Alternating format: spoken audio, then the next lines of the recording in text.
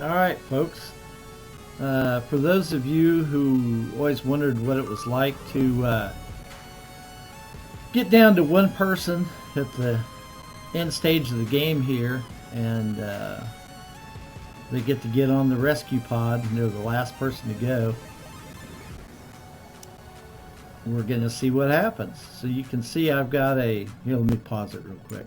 So I've got a full farm here with several crops of different types. We'll pop my buildings up here to full height. So I've got a compound, I've got an electrified fence all around it, I've got plenty of guns, in this case lasers.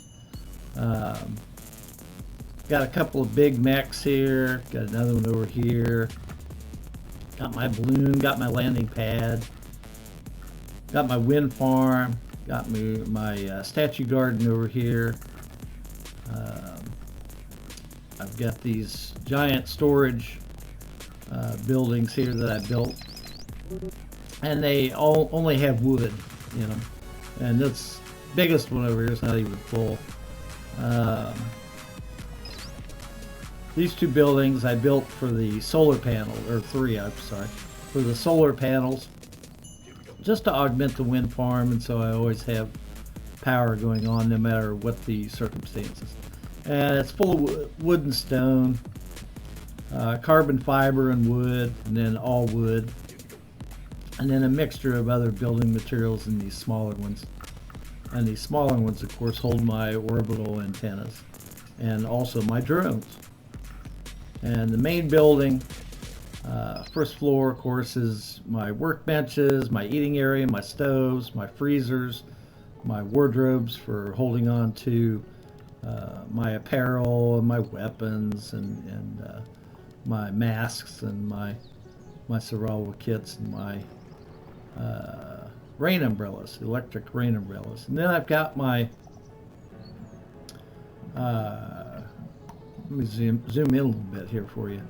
I've got my relaxation area where I've got my VR trainer, video games, dartboard, musical instruments, a shroom torch, bench press, my punch pole, and then several bedrooms. And here's a double bed for when I had a couple that got married. And then all the rest are individual small rooms. And I've got my battery power here, and I did have battery power up here, but I really had way too many batteries, so I went ahead and got rid of those and turned them into storage, but I've never actually used the storage, so doesn't matter. But that's, you can see I've got kind of generic storage with a lot of oddball stuff, and then a little bit of wood and some scrap metal is up in here. So that in a nutshell is what I've got. So our buddy Talus here, I'm in my 41st year, and Talus was not one of my original people, but he was the first person that I had rescued, a fellow survivor that I had rescued. So he joined on pretty early, and he's the best. He runs so quickly that he gets a hell of a lot more done. He eats a little more than the other guys, but that's all right. He's just the best all-around guy, and his speed is incredible in it. Speed, of course, determines your speed for doing research or constructing something or just getting around to different jobs. So let me go ahead and turn the game back on, and he'll what do we got going on him? Why don't we go ahead and get him some food? He deserves some food. And there's our ship. So what I'm going to do is we're going to get rid of his clothing and weapons and everything. And then my little drones should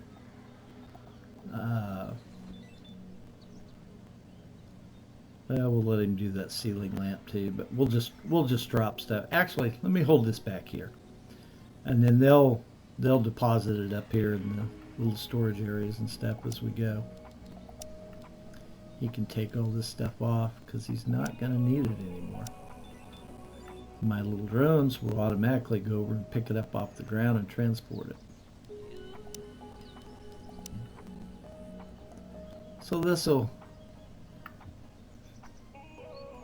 show us both, you know, what happens when the last guy goes.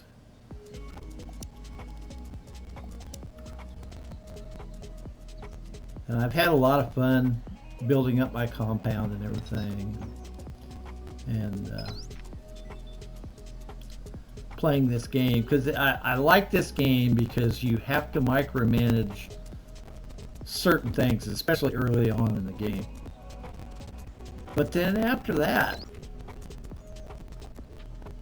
if you do the activities where you tell them what you want them to do and what you don't want them to do,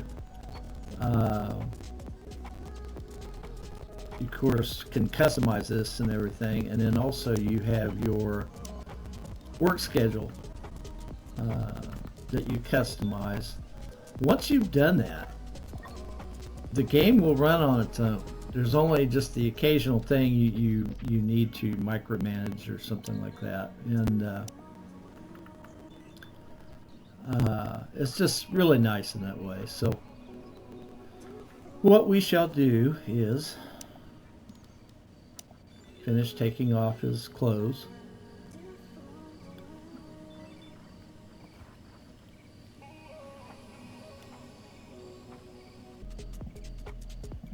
And we'll let him go ahead and fuel the furnaces here.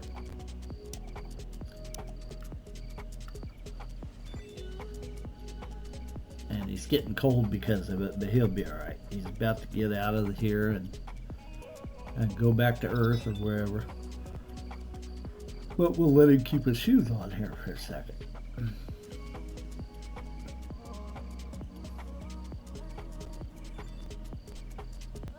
Okay, let's take his shoes off. And then let's send him on board there. And if we look at his temperature is hurting. It's too cold for him, but he's about out of here. And here's his skills, by the way. You can see they're really high from all the work he's done for 40 some years. The day is finally here. Goodbye. Victory!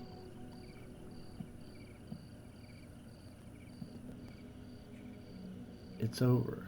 Day 4. Jack observed hummingfly and noted their features and behavior. Day 40. Jack observed Weimaraner and noted their features and behavior. First kill, Scissorhands hatchling. We killed 1,567 of them in total. Had people die. People fate. Found Paulette. Fruits flambe. We cooked 118 of them. Found Raka. Found Grayson. He fainted from exhaustion again, so I had to send him off. It was like the first person I sent off.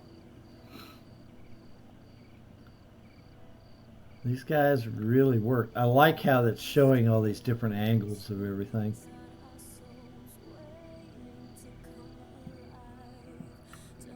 So I don't know how many people I had. 12 people, 13 people, 14 people, something like that. Grayson left the planet. Yeah, he was the old man. He was an old soldier. But he was so slow. All I really had him doing was cooking. And messing with the animals, because he was just too slow to do anything else.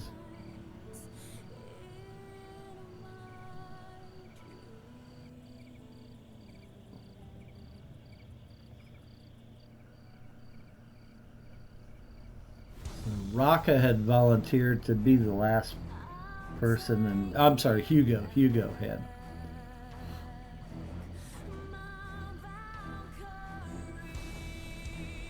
But he got hurt and I wanted to send him off. So here we go. It's over. With this last survivor out of the planet, you have successfully completed the scenario. Advanced electronics acquired.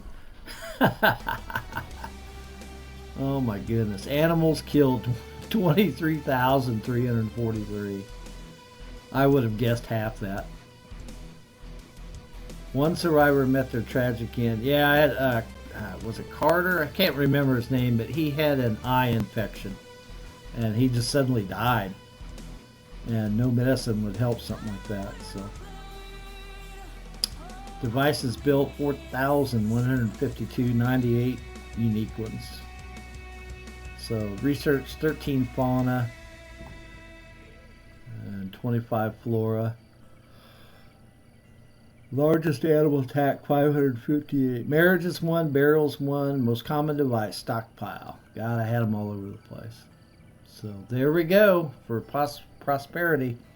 That was the first try at this game, and I really enjoyed it.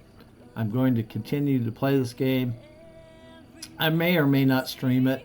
I've had several people that have enjoyed the game also, but it's kind of sad to see it go. But I basically did everything you did. One of my goals was to completely cut down every single tree, and I could have done it if I had focused on it. But what was happening was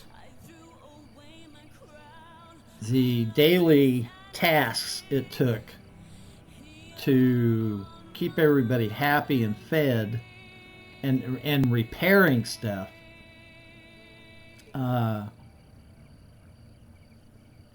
basically ate up everybody's time. And so it was a case where, and I could have controlled that, but with the task management system, you know, when they would go to cut trees, everybody would go to cut trees. And then they would stay out overnight, or they'd get all the way out to where the trees were, cut 1 or 2 trees, and then they'd run all the way back to cook a meal or some, you know, repair something or something. So it got a little bit ridiculous. And I only had the one base. I didn't create bases all over the area, little sub bases like I should have. So that's part of it. And I'll definitely do that the next time I play in the game. But anyway, there you go. That's what the end looks like in Stranded Alien Dawn. So thanks for watching, and I hope you learned something, and we'll catch you next time.